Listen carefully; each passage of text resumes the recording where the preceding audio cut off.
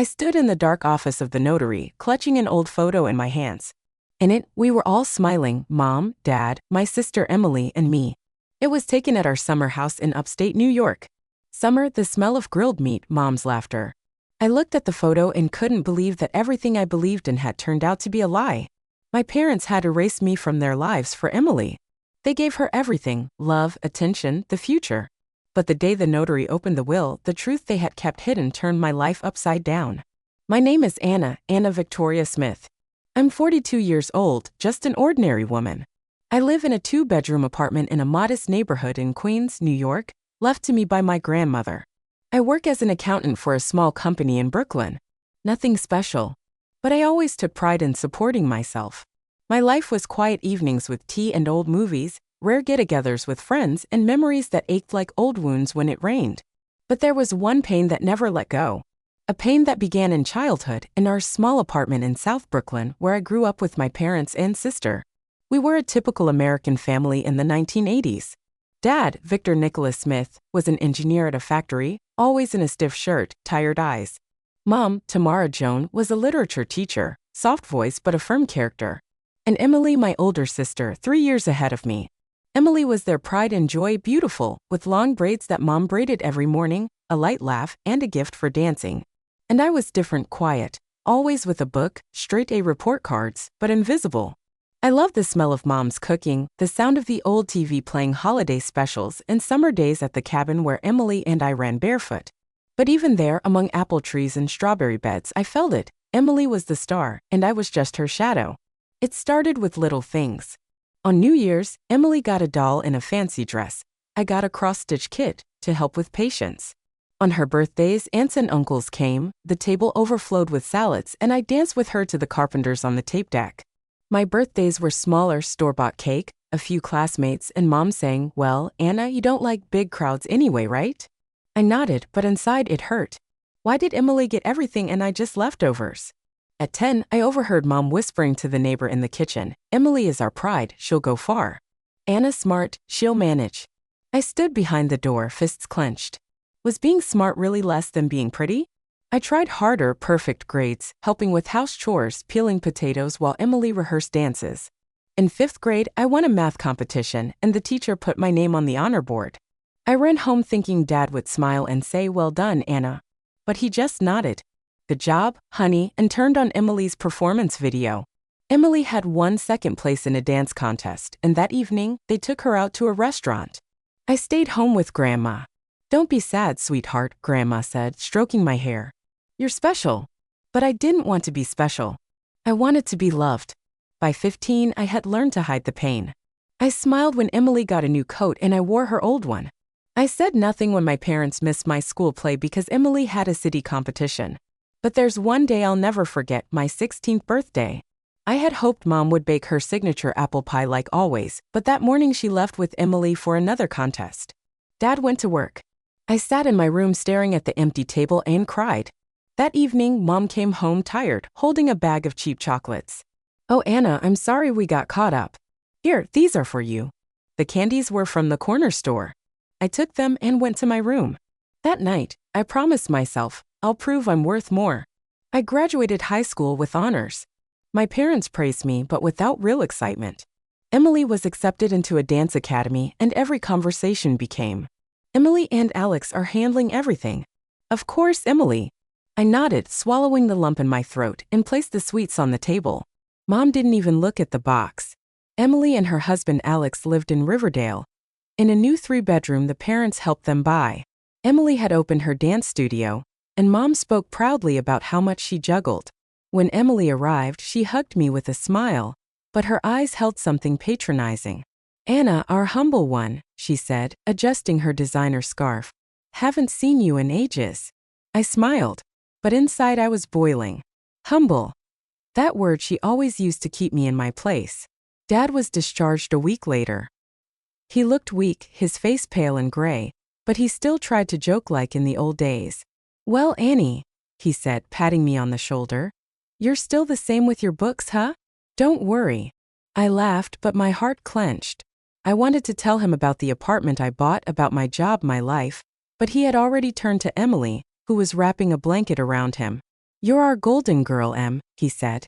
And once again I felt invisible. I stayed for a week. Helped Mom with the house, made soup, ran to the pharmacy. But every time I tried to do something serious, offering to help pay for Dad's meds, to hire a nurse, Emily stepped in. "Annie, stay out of it," she said with a smile but firmly. "Alex and I got it. Mom and Dad don't need your money." Mom would nod and Dad stayed silent, eyes glued to the TV. I felt like a stranger in my own childhood home. One day while I was washing dishes, Mom suddenly said, "You're the one who left. Emily always stayed with us." I froze, gripping a wet plate. I wanted to scream. "I left because you never saw me." But I only nodded and dried my hands. The worst blow came when I found out about the summer house. Our old cabin in upstate New York with apple trees and a creaky porch had been sacred to me. That's where I used to read under a blanket as a child, where Dad and I grilled burgers. But Mom casually mentioned over tea. "We signed the cabin over to Emily. She goes there. Where have you been?" I stared at her in disbelief. "Mom, I could have gone too, I began. But she waved me off. "Annie, don't start.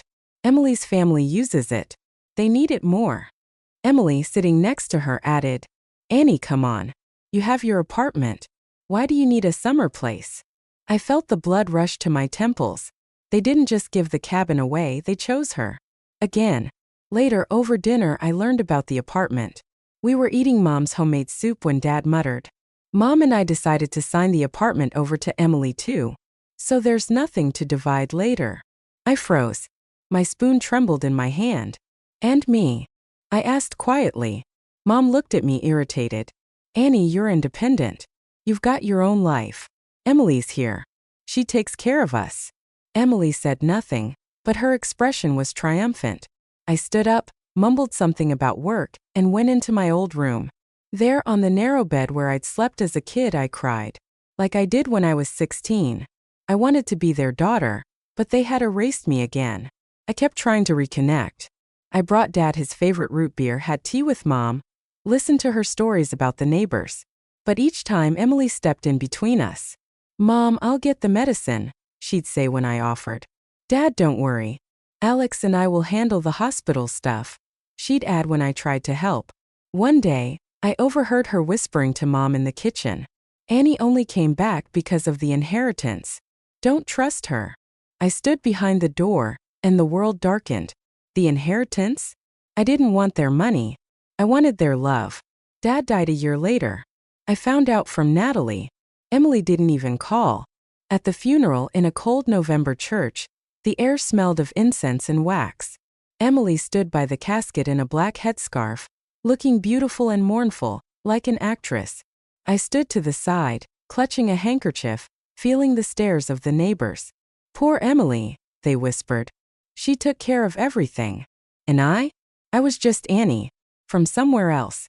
Mom, gaunt and hollow-eyed, pushed me away when I tried to hug her. "Not now, Annie." After the funeral, I left. In the bus, watching the wet streets through the window, I thought, this is the end. I'm never coming back.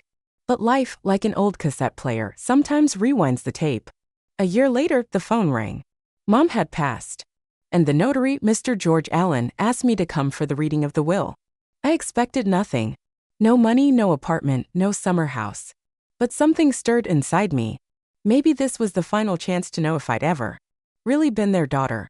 I packed a bag and went, not knowing that the truth waiting for me would shatter everything I believed about my family. I sat in a taxi, clutching my purse as if it could protect me from what was ahead. Mr. Allen had called yesterday. His voice was dry and professional. "Ms. Anna Smith, your presence is required at the will reading." I didn't expect anything. The apartment, the cabin, the savings, they had long belonged to Emily. But something made me say yes. Maybe it was the last thread tying me to them. Or just exhaustion from asking myself my whole life, why did they choose her? Was I ever truly wanted? I got out in front of the old building on 5th Avenue where the law office was. The November air was sharp. I had no idea that in 1 hour the truth I'd been chasing for decades would tear my world apart. The office smelled of old paper and coffee. Heavy curtains, a wooden desk buried in folders, and silence that rang in my ears. Emily was already there, in an elegant black coat, hair perfectly styled. Next to her, Alex in an expensive suit, and their lawyer a cold-eyed man. Emily looked at me like I was a stranger. Seriously, Annie? Natalie nodded. And we're going to prove it in court. Preparing for trial felt like walking through a minefield. Emily started calling, screaming through the phone.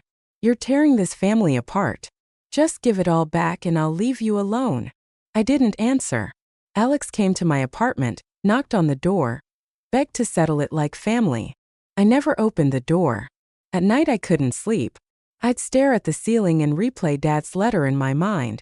You loved us just because. Those words were my anchor. I didn't want the money. I wanted the truth. I wanted Emily to stop lying. The court date was set for March. The morning was freezing. New York was buried in snow. I wore my old coat, the one I used to inherit from Emily, and went to court. The courtroom was cold with high ceilings and a damp smell. Emily sat across from me, dressed in a sleek suit, next to her lawyer, who rattled off legal terms like bullets. I gripped Natalie's hand like a lifeline. The judge, a woman with a tired face, listened quietly.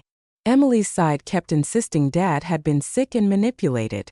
But when Natalie presented the evidence, the forged signatures, the audio recording, the financial statements, the room fell silent. Emily went pale. Her lawyer began frantically flipping papers. But it was too late. The judge looked at her and said, Ms. Emily Smith, your actions border on fraud. The claim was dismissed. The will stood. I walked out of the courthouse, snow falling on my face. Natalie hugged me. You did it, Anna. You won.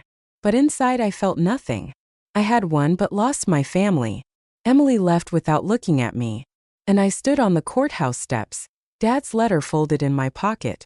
The truth had surfaced. But at what cost? I didn't know what came next. But I knew this wasn't the end. It was the beginning. A chance to be myself.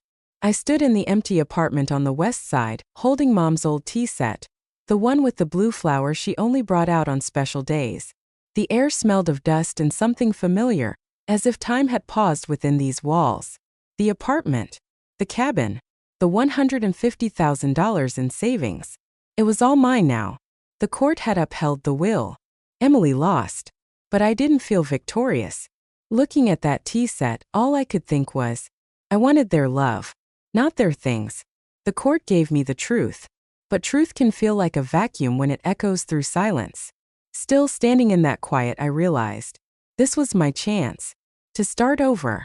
To find the Anna no one had seen in years. After the trial, I visited the apartment often. I wandered the rooms, touched the yellowed curtains, flipped through old albums. Here we were at the summer cabin, Emily and I in matching hats, laughing at Dad's ridiculous fish catch. Here was Mom, young and smiling in a polka dot dress, teaching us to dance to old records. I cried, but not from pain. From something bittersweet.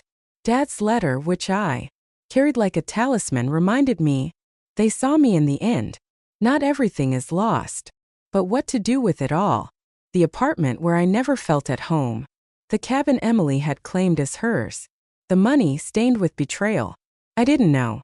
One evening, sipping chamomile tea at Mom's old table, I made a decision. I'll sell the apartment. It was worth around $150,000, an enormous sum for someone used to counting every penny. But I didn't want to live within those walls that had never seen me. I contacted a realtor. A month later, the deal was done. I split the money. Half I donated to a children's home in Brooklyn, where I once volunteered. I remembered those kids' eyes like mine once were, waiting to be loved. The other half I put in savings, unsure yet how I'd use it. That was my farewell. To the apartment. To the daughter I had tried to be. The cabin I kept. It was different. There I had felt alive. In spring I went upstate. The air smelled of wet earth and blooming apple trees. The creaky porch, the old table where we drank tea with Mom's jam, it was all still there. I planted dahlias like I had dreamed of as a child. And for the first time in years, I breathed fully. At the cabin, I wasn't Emily's shadow. I was Anna, who plants flowers and listens to birds. Every weekend I drove up there.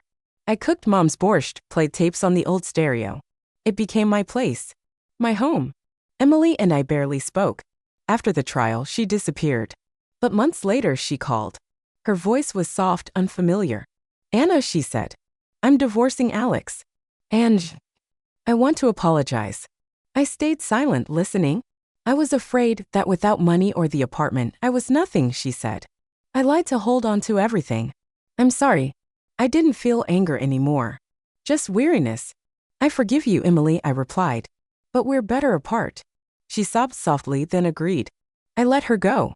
Like I let go of the apartment. Emily was part of my story, but not my future. Work changed too. I was done with endless reports and gray office days. Natalie once told me, Anna, you're strong. Why not try something new? And she was right. I quit. Became a financial consultant for small businesses. I helped cafes and little shops on the Lower East Side with their budgets and planning. The work was alive, creative. Clients smiled, thanked me. For the first time, I felt useful, not as a daughter, not as a sister, but as me. I started living. Took dance classes. Not like Emily's elegant ones, but community classes for women my age. That's where I met Larissa, a retired teacher. She became my friend. We drank coffee in cozy corners, laughed, shared stories. One day she told me, Anna, your eyes shine now. You've come alive. And she was right. I no longer hid in the shadows. I went to art shows. Strolled through Central Park. Bought dresses, bright, new ones. For the first time in years, I felt real. One afternoon, sitting on the porch of the cabin, I pulled out an old family photo. Me, Emily, Dad, Mom, all smiling beneath the apple tree. I looked at it and didn't cry. I smiled. Thank you, Dad, I whispered. You saw me. His letter, his words. You loved us just because. Had become my compass. I wasn't the daughter they had wanted, but I had become myself. And that was enough. Now standing on the porch, holding a blooming dahlia. I watched the sunset. The sky is soft and pink like Mom's old blanket she used to wrap around me. I know life isn't perfect. The scars from the past still ache. But they no longer bleed. I found my truth. My strength. My place. And if you're someone listening who knows what it feels like to be invisible, to be betrayed, to feel unloved, I want to tell you this. You matter. You are not a shadow. You are not second best. You are you. Find your cabin. Find your flower. Find your truth. I did. And you will too. I placed the dahlia on the table beside Mom's mug. And I breathe in. This is my air. My life. And finally, I am home.